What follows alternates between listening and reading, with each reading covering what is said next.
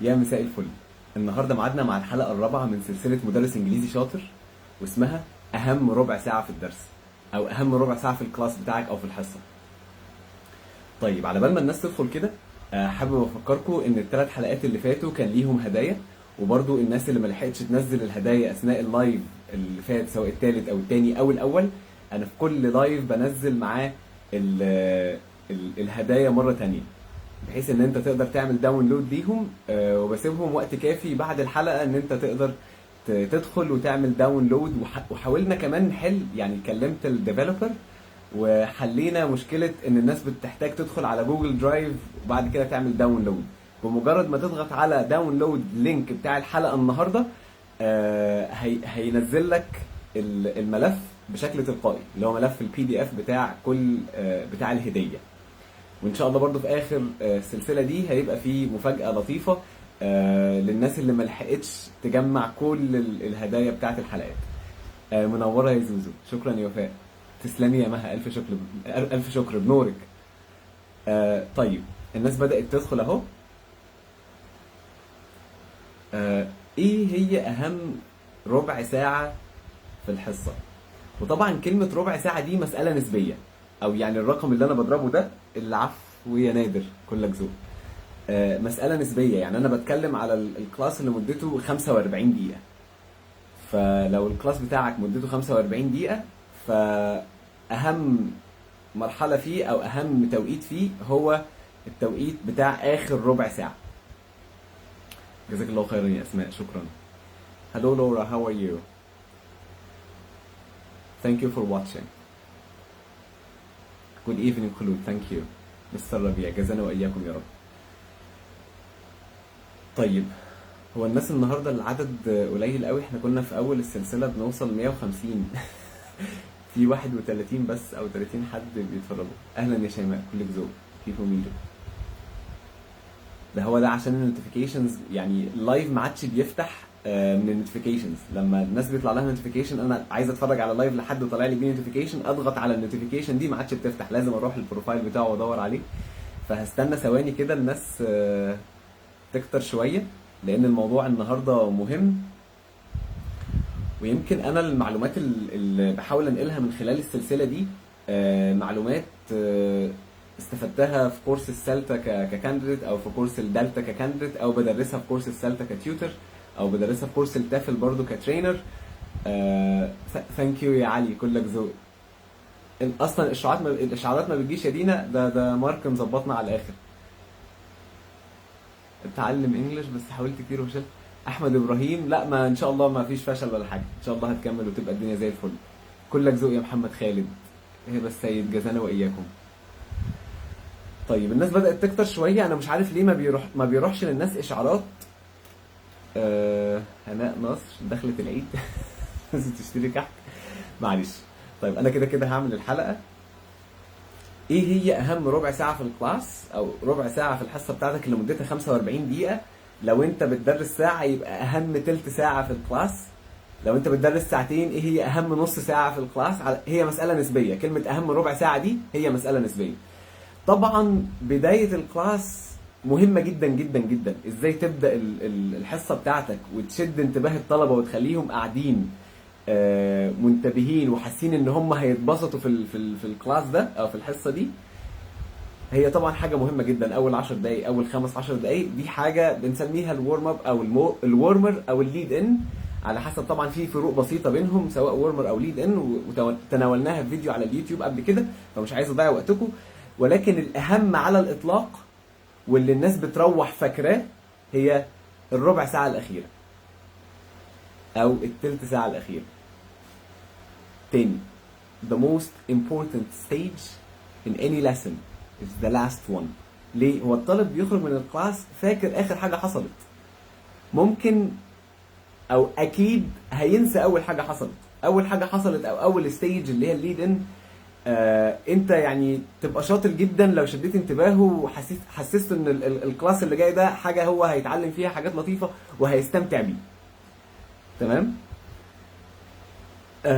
يبقى كده احنا قلنا اول ستيج مهمه جدا، ولكن الاهم على الاطلاق هي الستيج الاخيره. طيب انا هتكلم النهارده عن مجموعه انواع من الدروس. لو الدرس ريسبتيف بننهي الدرس الريسبتيف ده ازاي؟ اخر ربع ساعه بيحصل فيه ايه؟ طيب لو الدرس برودكتيف، الناس هتنتج اللغه سواء كتابه او سبيكنج. ممكن يبقى المين ايم بتاعك سبيكنج، ده كده درس برودكتيف. ازيك يا اميره؟ او هتتكلم، يعني لو هيكتبوا ده درس برودكتيف كده المين ايم بتاعك رايتنج، لو هيتكلموا كده المين ايم بتاعك سبيكنج، ده كده درس برودكتيف. طيب النوع الثالث من الدروس، الدرس يكون لانجويج. احنا كده اتكلمنا عن 3 انواع. اول نوع ريسبتيف، هتعلمهم reading sub skills او listening sub skills. الدرس productive هتخليهم يتكلموا او هتخليهم يكتبوا. او الدرس language، وكلمة language في التافل وورلد او في السلتا وورلد حاضر يا المافي كوست. الرابط اللي بيشرح الفرق ما بين الليد ان والورم اب او الورمر هتلاقيه على قناة تفلزم على اليوتيوب. طيب درس اللانجوج، يعني ايه درس لانجوج في عالم التفل؟ الله يخليك يا نيرو. ده بيبقى درس المين ايم بتاعه يا اما جرامر يا اما فوكابيولري يا اما فانكشنال لانجوج. تمام؟ طب المين ايم لو جرامر بننهي ازاي؟ مين ايم لو فوكابيولري بننهي ازاي؟ المين ايم لو فانكشنال لانجوج بننهي الدرس ازاي؟ يعني ايه فانكشنال لانجوج للناس اللي ممكن تكون المصطلح غريب عليهم شويه؟ هي اللانجوج اللي بتعمل وظيفه من وظائف الحياه، زي مثلا apologizing. عندنا مجموعه expressions او مجموعه set phrases كده نقدر نستخدمها to apologize. طيب مثال تاني، language for inviting، language for complaining، كل دي language for suggesting، كل دي بنسميها functional language. تبقى مجموعه من التعبيرات كده بنستخدمها عشان نعمل فانكشن معينه في اللغه. لو المين ايم بتاعنا لانجوج بننهي ازاي؟ خلينا نبدا تاني من البدايه. لو المين ايم بتاعك ريسبتيف، لو انت هتعلمهم النهارده reading for gist و reading for specific information، ولو في مهاره ثالثه مثلا زي reading for detail، دول كده 3 reading sub skills. دي المهمه الاساسيه بتاعتك او المين اوبجكتيف بتاع الدرس ده. خلاص انت خلصت الريدنج. وطبعا الريدنج يعني والlistening اعمق بكتير قوي من انك تدي للطالب باسج وتقول له اقراها وحل الاسئله. لو انت عملت كده انت عملت تيستنج، ما عملتش تيتشنج. وطبعا برضو كنت اتكلمت في فيديو تاني عن الفرق ما بين تيستنج ريدنج وتيتشنج ريدنج. الطالب بيحس ان هو لو قعد في البيت حل القطعه قراها وحلها وبص على الانسر كي، هو بالظبط كانه جالك الكلاس روم لو انت بتدرس بالطريقه دي. ايوه يا هبه، للاسف انا بتكلم بس على تدريس الادلتس، بس معايا لورا وودورد بتتكلم عن تدريس اليونج ليرنرز، لان احنا عندنا كورسات ميثودولوجي زي سيلتا بريباريشن اللي هو تافل فاندمنتالز للادلتس، وعندنا برضو كورس تافل يونج ليرنرز لورا بتقدمه للمدرسين اللي بيحبوا يدرسوا للاطفال او للي بيدرسوا للاطفال وعايزين يزودوا معلوماتهم. ربنا يخليكي يا جمال. Thank you so much. You're so kind. جزانا وإياكم يا وائل. طيب reading و listening أرجوك درسهم، ما تمتحنش الطلبة فيهم. وأنا عملت قبل كده سيشن عن الموضوع ده، ممكن أعملها تاني عشان أنا بشوف المشكلة دي دايما بقوة. يعني بننهي درس reading إزاي؟ آخر مرحلة في درس الريدنج بنسميها follow up. يعني ايه follow up؟ او بنسميها post reading او post listening. دايما بننهي الريسبتيف سايكل او السايكل بتاعه الريسبتيف سكيل ليسن with a productive task. يعني ايه productive task؟ خلينا نقول ان الطلبه كانوا بيقراوا النهارده درس عن traveling. في اخر مرحله خالص ممكن يبقى فيه تاسك كده، ايه اكتر دولة حابب تسافرها وليه؟ او اكتر دولة استمتعت لما سافرتها وليه؟ وسافرت مع مين؟ طيب انا لما اخلي الطلبة يتكلموا عن حاجة زي كده، ايه علاقتها بالريدنج؟ علاقتها ان هم قروا عن الترافلينج، بقى فيه شوية معلومات. بقى فيه شويه كلمات. فهو لما يجي ينهي الدرس بان هو بيتكلم مع زمايله في اكتر دوله هو نفسه يسافرها وعايز يسافرها ليه، ولو هيسافرها هيسافرها مع مين. طبعا انت بتمهد له، بتحط له مجموعه من الاسئله كده وتقول لهم يلا اشتغلوا انتوا الثلاثه او انتوا الاربعه في جروب واحد، اتناقشوا في الموضوع ده. وبعد ما يتناقشوا انت بتقول لهم هل كان في دول مشتركه، هل كان في اشخاص مشتركه في العائله كنت عايزين تسافروا معاهم، ايه المشترك بينكم انتوا الاربعه، عشان يبقى في كوميونيكاتيف جول، ان احنا بنتكلم عشان نشوف احنا بينا ايه مشترك وايه الدول اللي احنا بنحبها وليه، ولو هتقنعني اسافر دولتك او انت او انا هقنعك تسافر الدوله اللي انا اخترتها. يبقى في حاجه كده، هدف هم بيتكلموا عشانه، ان انا هقنعك بدولتي او انت تقنعني بدولتك، والاسباب اللي انا قدرت اقنعك من خلالها او اللي انت قدرت تقنعني من خلالها. بقى في كده نوع من الكوميونيكيشن، مش كل واحد قاعد بيتكلم عن دولته وخلاص، لا، اقنع زمايلك بدولتك. يبقى انا كده خليته يستمتع بالمحادثه، بقى فيها كوميونيكاتيف جول. ودي حاجه كتير من المدرسين بيغفلوا عنها. ممكن بينهوا الدرس بشكل صحيح، ولكن مفيش كوميونيكاتيف جول، ودي حاجه مهمه جدا. طيب ممكن يبقى يكتبوا، ممكن تخليهم يكتبوا، بس حاول تخلي التاسك اوثنتيك.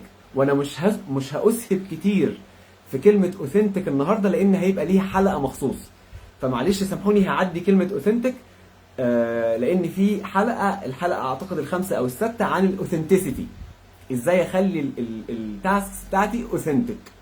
فخلينا نتجاوز بس حته اوثنتيك دلوقتي. فهتخليه يا يكتب يا يتكلم، وحاول توفر كوميونيكاتيف جول. تمام زي الفل. طيب لو الدرس لانجويج، اخر مرحله فيه بنسميها فرير براكتس، اللي هو هيستخدم التارجت لانجويج اللي انا علمتها له، سواء بقى كانت جرامر لو كان المين ايم بتاعي جرامر، او كانت فوكابيلري كانت فوكابيلري سيت هيستخدمها، لو كان في الفرير براكتس نيرو بالنسبه للفوكابيلري اعمل لها تيتشنج قبل ولا بعد ولا ديورنج. كمدرسه مع الاولاد الكبار بشتغلها ديورنج، وغالبا الاولاد بيخمنوا المفردات الصعبه. هي بيخمنوا دي ريدنج سب سكيل لوحدها ليها استراتيجيات.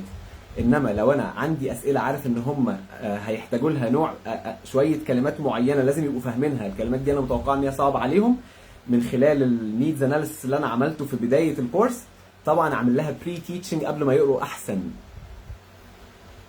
طيب خلينا نرجع تاني لموضوعنا. لو انا عندي درس جرامر، خلينا ندي مثال على درس جرامر لللانجويج ليسنز.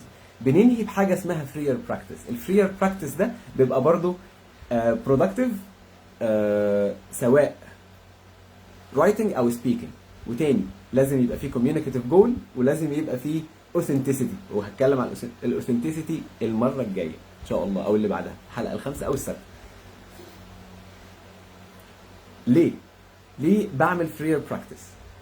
لان دي دايما المرحله الاخيره في الدرس، او اخر ربع ساعه في الدرس، او اخر ثلث ساعه، بالنسبه لنا بسميها مرحله الحصاد. حصاد ايه؟ حصاد الشغل اللي حصل خلال السيشن كلها، الحصاد اللي انا عايزهم يطلعوا بيه ويطبقوه ويمارسوه اثناء الكلاس، ويبقوا لما يخرجوا بره حيطان الكلاس واتحطوا في موقف يقدروا يستخدموا اللي هم اتعلموه.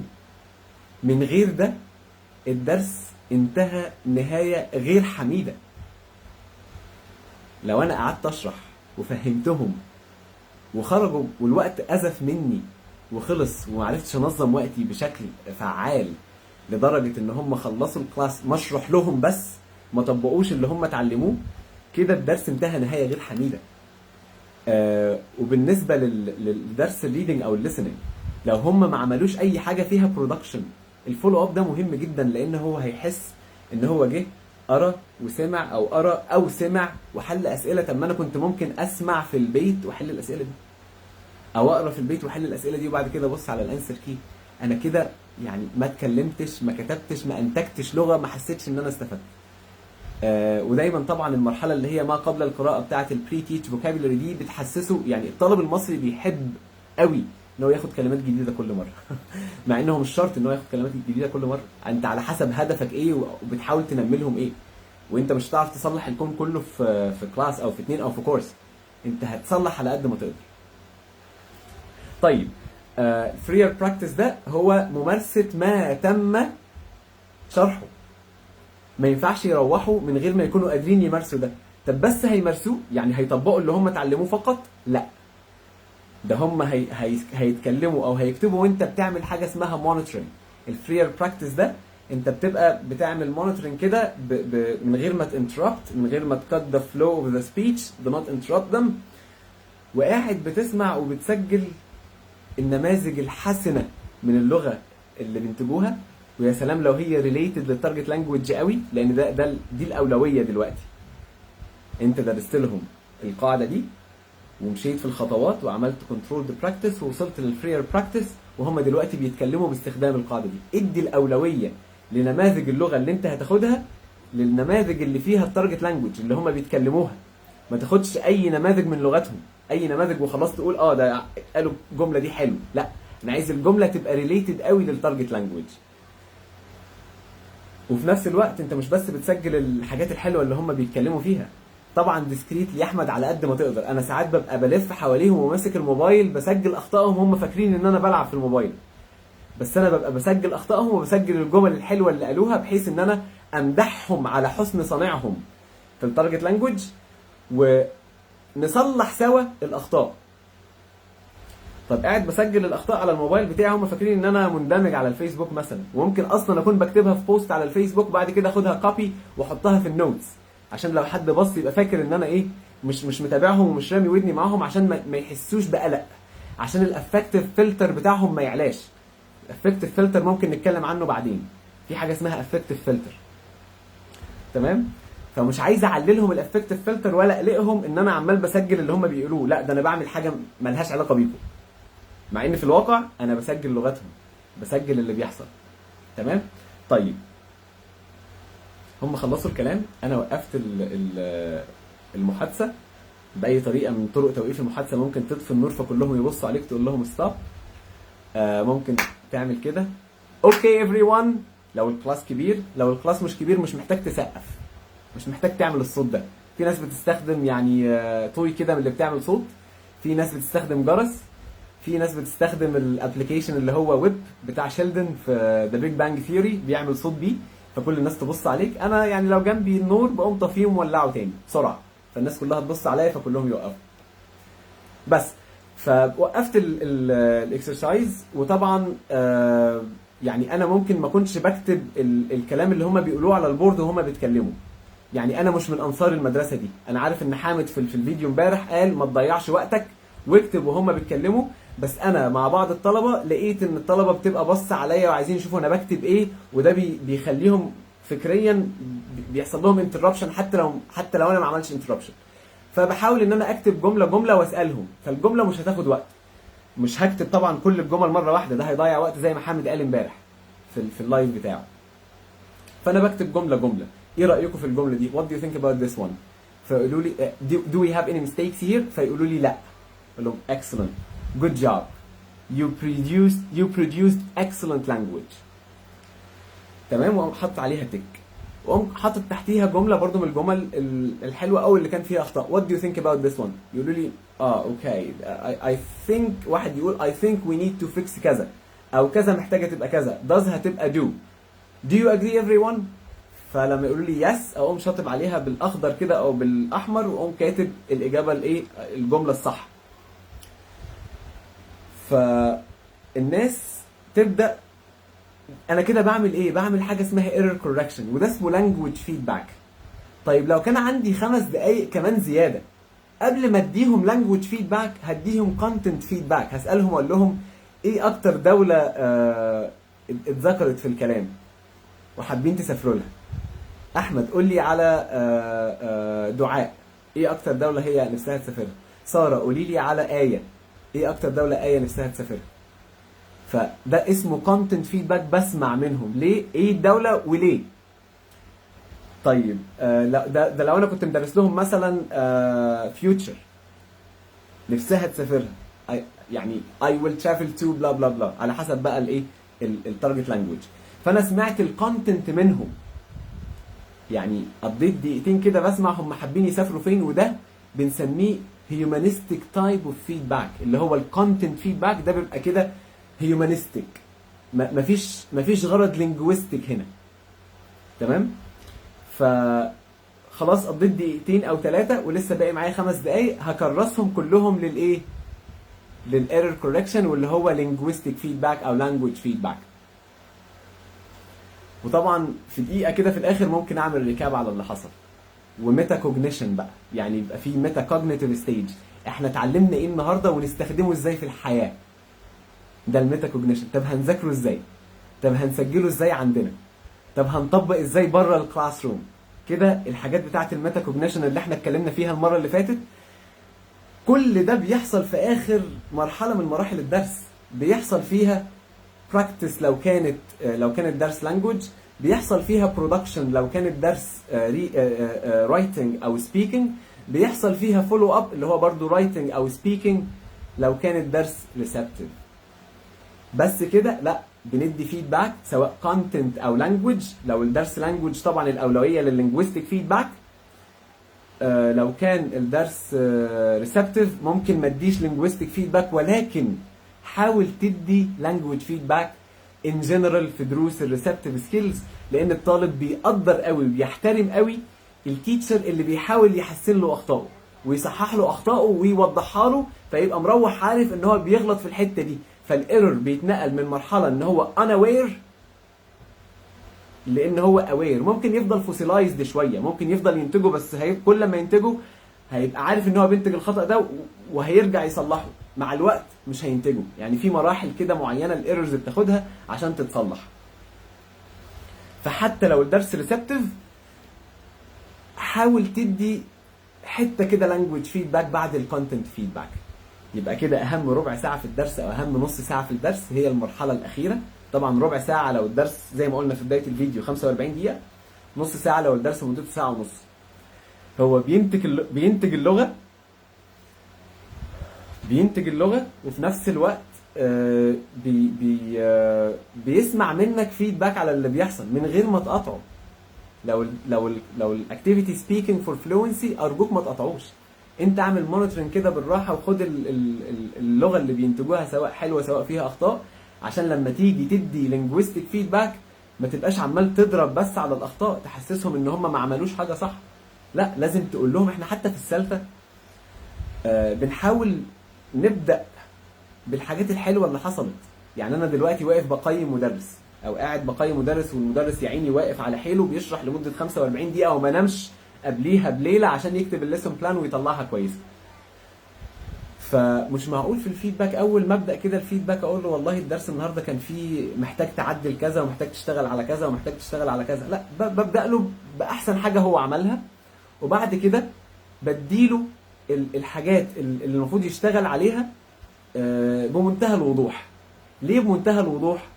انا من الناس اللي بتدي الفيدباك والله في كذا، في مشكله وحلها كذا. ما بقدرش اقول لك خد بالك ان انت يعني الحته دي كانت شويه ومش قد. لا، انا بقول لك في كذا حصل ومحتاجين نشتغل عليه بالشكل الفلاني عشان المره الجايه تبقى اقوى. فطبعا انا عارف ان في ناس في السلطه بتزعل مني شويه في الحته دي، ولكن انا بيبقى هاممني جدا ان انت تطلع من التي بي ده او من الدرس اللي انت شرحته ده معاك معلومه قويه سوليد قادر تمسكها وفاهمها وسامعها كويس ومكتوبه لك. فعشان لما تيجي التيتشنج براكتس اللي بعده او الدرس اللي بعده، وعشان لما تروح تعمل ديمو في مدرسه او في جامعه قبل الانترفيو تبقى واقف على ارض صلبه عارف انت بتعمل ايه. فانا الفيدباك شويه بتاعي مباشر، ما بعرفش اعمل شوجر كوتنج اللي هو القوي قوي. يعني انا بحاول اجمل ولكن بقول لك انت محتاج تشتغل على ايه. ففي بعض الناس اللي ممكن تفهمني غلط ان انا مركز على نقط الضعف. والله اطلاقا. هو انا ممكن اقول لك ان كل حاجه حلوه واقول لك انت تمام وزي الفل بس، والحاجات الاخطاء اكتبها لك بس في الفيدباك ريبورت واقول لك اشتغل على كذا اشتغل على كذا وخلاص مع السلامه. لا، انا بديها لك في الاورال فيدباك وبديها لك بالتفصيل في الريتن فيدباك، بحيث ان انت يبقى معاك ريفرنس لنفسك اول ما تخلص السلطه وتيجي تقرا تشوف انا كان نقط ضعفي ايه في الدرس الثالث او الدرس الرابع او الدرس الثاني او كل التي بيز اللي انا عملتها مع خلف. انا عندي نقط ضعف هنا، خلاص انا محتاج اشتغل عليها بالشكل الفلاني. ويفتكر كلامي وانا قاعد معاه في الاورال فيدباك ويبقى متاكد ان انا بعمل ده بمحبه ترينر عايزك تبقى مدرس وحش، وعايزك لما تروح تعمل ديمو تبقى واقف واثق من نفسك تماما وقادر تأدي. ولما الانترفيور، لو الانترفيور حد بيفهم، حد معاه دلتا، حد معاه ماسترز، حد عارف يعني ايه انترفيو، حد عارف ازاي يسأل عن ايه ويبص على ايه في الديمو. لان في ناس بتعمل انترفيوز مش فاهمه هي بتبص على ايه، او هي مثلا اقدم حد بس برضه هو شغال بنظام قديم، فهو مستني المدرس يجي يشرح to spoon feed the students، مش هيشتغل بالcommunicative approach، ممكن يكون مش فاهم، والله اعلم. فالنقطة دي مهمة جدا جدا جدا، ان انت تطلع الطالب عارف هو غلط في ايه من غير ما تعمل له nomination، لان هي مش 1 to 1، ده انت قدامك 15، قدامك 20 طالب، فما ينفعش تقول له يا احمد انت عملت كذا غلط. ما تعملش نومينيشن وانت بتعمل ايرور كوركشن. انت هتكتب الجمله على البورد، لو الطالب بقى قال انا اللي قلت كده هو براحته، هو اللي اعترف، انما انت ما تسميش حد تقول له انت عملت كذا غلط. انت بتكتبها للكلاس كله وتاخد بتعمل اليسيتيشن للكوركشن بتاعها من الكلاس كله برضه، وبتدي حته ميتا كوجنيشن سريعه وبتعمل ريكاب على الدرس. انت كده مخرج الطالب عارف هو عامل ايه. ويا سلام لما تعمل ده بشكل كده كوميونيكاتيف، او في شكل جيم، او في شكل اكتيفيتي كده لذيذه تعملها مينجلينج مثلا، الناس تتمشى في الكلاس روم وتقابل بعضها، يعني على حسب ايا كان الانتر اكشن باترن لازم يبقى في جروب ورك او بير ورك او مينجل اكتيفيتي. طيب هل لو انا اديت للطلبه تاسك عن البريزنت سمبل وهم اصلا في البري انترميديت ليفل ودرسوا البريزنت سمبل فين؟ في المدرسه لما اتهروا، ممكن يقول لك انا درست الكلام ده، ما يبقاش حاسس. حقيقي ما يعرفوش الفرق بين سلتا ودلتا يا غابه، معلش الانترفيورز ممكن فعلا ما يعرفوش، وبالذات لما حد معاه سلتا او حد معاه دلتا رايح يعمل انترفيو في مكان الانترفيور بتاعه معهوش حتى تافل، فمش فاهم هو بيدور على ايه او ايه المعايير اللي هيقيموا عليها يا غدا. دي مشكله. انا عارف ان انت حد دلتا سيرتيفايد يعني، فاكيد مريتي في تجارب زي دي، معلش. طيب الله يخليك يا محمود يا عبد الله، كلك ذوق، شكرا يا شيماء. ممكن يعمل اوبن كلاس فيدباك ويعمل اليسيتيشن يا دعاء، الله ينور عليك. شكرا يا عصام، كلك ذوق، منورني. طيب ممكن الطالب يبقى باصص لك كده انت بتدرس لي بريزنت سمبل، وانا اصلا خدته في المدرسه وعارف ان هي وشي وات بياخدوا اس، بنضيف اس للفعل، وانا عارف الكلام ده. لازم في الريكاب توضح له هو اصلا انت بتشرح ده النهارده ليه. لازم تفكروا ان في اللي خده في المدرسه كان بياخده عشان الامتحان، النهارده انا بدي لك ده عشان اسمعك وانت بتقوله، اصحح لك الاستراكشر، اخليك اكثر طلاقه، اخليك قادر تستخدمه بصفه عامه في الحياه، مش بس من اجل الامتحان. اعدل لك اللي حصل قبل كده، لو في فوسيلايزد ميستيك هعدلها، فهتبقى قادر تخرج من الكلاس بتاعك تستخدم الاستراكشر دي بصوره عمليه، مش عشان الامتحان. انت يا فرحتي ان انت جبت الدرجه النهائيه في الامتحان، بس لو وقفت قدام واحد اجنبي او راح تعمل انترفيو في شركه عاليه فبتعمل انترفيو بالانجلش، او في مدرسه فبتغلط في الحاجات البسيطه A وان، ما انا ممكن اشرح لك A وان، والله العظيم في مدرسين بينسوا الاي والان وبيغلطوا في الذا ومش عارفين يستخدموها امتى وما يستخدموهاش امتى. الارتكلز، عشان كده في كورس لانجويج فور تيتشرز بتاع اماندا احنا عملنا سيكشن عن استخدام الارتكلز، لان دي مشكله. امتى استخدم ذا وامتى ما استخدمش اداه وامتى استخدم A وان، يعني الحاجات دي في ما زال بعض المدرسين بيخطئوا فيها. طيب انا لو بشرحها لطالب في بري انترميديت بفكره بيها، فيقول لي ما انا عارف الكلام ده. عارفه بشكل عملي بتتكلم من غير ما تغلط في الحته دي، ولا بيحصل اخطاء في الحته دي؟ ما دي الفكره. فلازم اوضح له ان انا عايزك تستخدم ده في الحياه، في الكوميونيكيشن، مش على ورقه، مش في الامتحان. يا فرحتي ان انا هي نقط every day، يعني to school every day، وحاطط لي go وجوز وجوينج او is going. طب ما انا عارف ان انت هتختار جوز، بس لما تيجي تتكلم جوز هتخطر في بالك وهتقولها، ولا ممكن تقول going، ممكن تدخل am go I am go to school every day. ما في اخطاء اهو، صح؟ فانا مش بدرس لك البريزنت سمبل عشان انا بحشي لك دماغك تاني، لا ده انا بدرسه لك عشان اطلعك من الكلاس قادر تتعامل بيه صح، مش قادر تحطه في ورقه او تعمله في مالتيبل تشويس، صح؟ دي الفكره. عمرو جلال، تسلم تسلم، الله اكرم يا عمرو.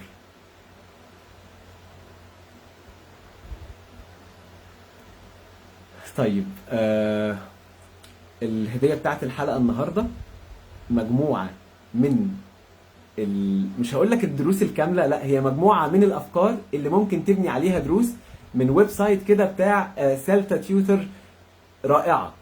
هي مش انجليزيه، اعتقد هي بولنديه او حاجه كده من اوروبا الشرقيه، الاسم بيقول كده. ولكن ايه جمال، تسلمي يا ايه، كلك ذوق. ثانك يو سو ماتش، ربنا يخليكي يا دكتور منال، رضوى ما تحرمش من ذوقك. طيب مجموعه من يعني lesson ingredients، حاجه كده يعني تقدر تستخدمها تديك افكار تبني عليها دروس هتبقى شيقه جدا للطلبه بتوعك. الفكره ان هي للادلت ليرنرز برضه. فالنهارده زي ما قلت لكم كده، لما تضغطوا على اللينك هتلاقوا كده في مربع للباسورد، هتحطوا الباسورد، هتلاقوا الباسورد موجوده في الكابشن، هتعمل انتر للباسورد، هيفتح معاك، اديله بس ثواني هيفتح معاك. اعمل سكرول داون كده، اعمل داونلود للجيفت، هتلاقيها بتنزل تلقائي، مش هياخدك على جوجل درايف ولا حاجه، هتلاقيها بيتعمل لها داونلود تلقائي عندك على الموبايل او على اللابتوب. بفكركم ان شاء الله هنبدا كورس اكاديميك رايتنج مع حامد سيلتا تيوتر. اكاديميك رايتنج ده بيفرق مع الناس اللي شاكه في كتابتها. ان شاء الله ممكن يا مصطفى نحكي عن الدلتا في سلسله تانية. ربنا يكرمك يا احمد، كلك ذوق، شرف ليا. احمد ماهر صيام. الكورس هيبدا في اول جمعه بعد العيد، هيبقى من 4:30 ل 7:30 غالبا. في عليه خصم 1100 فسعره 2100 مكان 3200. هنبدا برضو كورس سيلتا بريباريشن اللي هو يعتبر بيديك خلاصه التافل او التافل فاندمنتالز تاني جمعه بعد العيد ان شاء الله. وحصل تطورات كبيره في بحبك يا تامر يا انور في الميكروفون، والحمد لله على سلامتك ونورت مصر. ولو في ميكروفون اكبر من ده يعني ممكن بقى ميكروفون اهو. بحبك يا تامر. ده حبيبي جدا والله، تامر اخويا الكبير. بالمناسبه يعني طالما تامر دخل وقال لي يقول لي بحبك يا تامر في الميكروفون، تامر اللي فضل يزن عليا يا جماعه ان انا اطلع لكم كل يوم، اعمل لكم لايف كل شويه، لدرجه ان هو ندم انه شجعني على الموضوع ده. ولا ايه تامر؟ بس ما بطلتش من ساعتها، فضلت محرج كده بعديها بشهر بس خلاص كملت. آية محمد، ابعتي على الواتساب يا آية عشان رسائل الصفحة فيها مشكلة للأسف. معلش يا فاطمة بقى. شكرا يا بلال، كلك ذوق. طيب. مش بقول لك يا تامر لازم اندمك، انت شجعتني ومشيت، نعمل ايه بقى؟ الناس بتعاني من بعد التشجيع اللي انت عملتها دي. خلينا بس نقول ان في كورسات سيلتا هتبدا الفتره الجايه، سيلتا اللي هي بتاعه كامبريدج برضو. الناس اللي عايزه طبعا يا رضوى هتفضل السلسله الفيديوهات دي موجوده، ما تقلقيش مش همسحها. ربنا يكرمك يا زوزو. يعني انت كده بتشكري تامر ولا يعني ايه؟ عايز افهم. كورسات السيلتا في الصيف، الناس اللي بتبقى اخده اجازات تحاول تستغلها في ان هي تنجز موضوع السيلتا ده، لان السيلتا بتفتح لك فرص عمل في الاماكن الكبيره وشهاده معتمده من جامعه كامبريدج، وبتديك اولويه في السي في. طبعا اللي ما عندوش امكانيه ماديه يعمل السيلتا لان هي سعرها غالي 28000، بس اللي بيقدم من خلالي وبيعمل معايا الموك سيلتا انترفيو بحاول ان انا اجيب له ديسكاونت. والله هنقول يا خلود قريب جدا، لان انا ودكتور خليل المفروض عندنا ميعاد النهارده هنتقابل على زوم حوالي الساعه 12 عشان نكمل التنسيق في موضوع كورس المشترك مع دكتور خليل وتفليزم. اللي ما عندوش امكانيه ماديه ياخد كورس السيلتا، انا برضو يعني ان شاء الله هقدم قريب جدا كورس التافل 120 ساعه بنولج نولج احسن كورسات التدريس في العالم، ولكن بسعر مخفض جدا جدا جدا يعني. مش هيبقى زي السلطه يعني، هيبقى سعره بسيط. لو دخلت على teflism.com/تافل يا عمرو، ممكن ابعت لك اللينك، او حد يحط له اللينك بتاع التافل في زوزو كتر خيرها، هي اللي بتعمل الحاجات دي. بتاخد نفس النولج، بس طبعا الشهاده بتاعت كامبريدج في ناس غاوياها يعني في ناس يقول لك لا انا عايز الشهاده بتاعت كامبريدج. وعايز اقول لكم ان في فرصه عمل، او هبدا من هنا ورايح انزل كل فرص العمل اللي اشوفها بالريكوايرمنتس بتاعتها، عشان اقول لك قد ايه ان في امبلويرز كتير بيفهموا ان هو بيقول لك سلتا، تيسل، تافل، اي كورس 120 ساعه وانا هشوفك في الديمو هتعمل ايه. لان انت لو معاك سلتا وما قدمتش كويس في الديمو، السلتا مش هتنفعك. ولو معاك تافل ثمنه 8000 جنيه وقدمت كويس في الديمو، ممكن تتقبل واللي معاه سلتا ما يتقبلش. لان للاسف في بعض الناس اللي بتيجي تاخد سلتا بياخدها عشان ايه؟ عشان يبقى اسمه معاه سلتا، عايز ياخد الشهاده بس هو من جواه مش مقتنع وما بيطبقش ومش ناوي يطبق، ويقول لك السلتا دي كدبه. فانت بتقول كده ومش مقتنع بيها، فهتروح تعمل ديمو، اللي هيعمل لك الديمو مستني ان هو يشوف معايير كامبريدج بتطبق، فانت ما بتطبقهاش فمش هيقبلك. فما تضحكش على نفسك، لو رايح تاخد سلتا يبقى لازم تطبقها. كل سنه وانتم طيبين. فيديو مخصوص للديمو، في فيديو اسمه ازاي تعدي من انترفيو تدريس. لو دخلت على تيفليزم برضو يا عمار هتلاقيه موجود، شرحت فيه. انا كنت الهيد اوف ذا ريكروتمنت كوميتي في الجامعه للمدرسين لمده سنه ونص، فانا اللي كنت باخد السيفيهات، وانا اللي بكتب بيندنج، ريجكتد، اكسبتد. فانا كنت عارف انا بقبل ازاي، وبقبل على اساس ايه، وايه المعايير اللي بقبل عشانها او من خلالها. فهتلاقيني في الفيديو ده، هو الفيديو طويل مدته ساعه، بس بشرح لك بالتفصيل الممل العقليه بتاعه الانترفيور بيبقى بيفكر في ايه. فحاول برضو تخش على لازم تدور عليه، معلش، ازاي تعدي من انترفيو تدريس. اعملها كده هاشتاج كلها، يعني يعني ازاي اندرسكور تعدي اندرسكور من اندرسكور انترفيو اندرسكور تدريس. تمام، ان شاء الله تطلع لك، يعني يطلع لك الفيديو ده. استودعكم الله الذي لا تضيع ودائعه. اشوفكم على خير ان شاء الله في الحلقه الجايه، هتبقى الحلقه ال5، اعتقد ان انا هطلعها من دمياط. نورتوني وشكرا على وقتكم. باي باي، السلام عليكم.